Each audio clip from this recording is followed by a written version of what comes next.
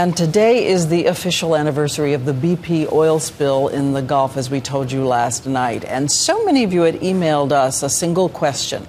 What has happened to the wildlife in the past year? So Matt Gutman spent the day in New Orleans, touring the hardest hit areas and looking for answers. A year later, you'd hope those blackened marshes would be green again. We motored back out to Barataria Bay, to these marshes, the incubators of most of Louisiana's fabled wildlife. And we're shocked to find this. The water looks relatively clean on the surface, but you dig down, you grab a handful of something, and this is all oil. That's all oil. And get this, the cleaning crew had just left this place, and BP has declared this marsh clean. Unacceptable. And we learned last year how toxic this oil can be. It goes into shock, and after a few days, it dies.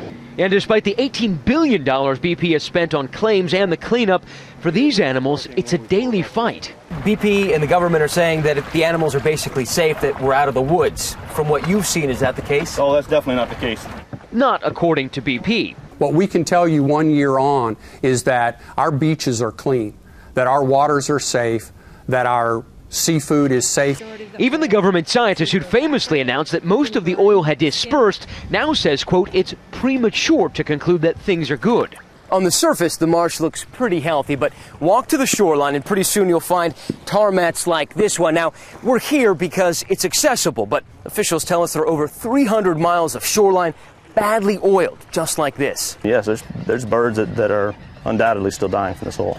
So are dolphins and turtles washing up along the Gulf Coast at 15 times the normal rate. Today, we accompanied biologists for whom this is a daily routine. This year, we saw a 15-fold increase in the number of deaths.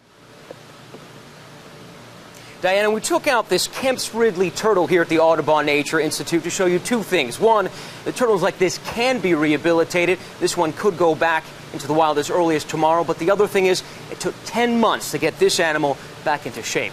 Diana? Whoa, 10 months. Well, we wish him happy swimming.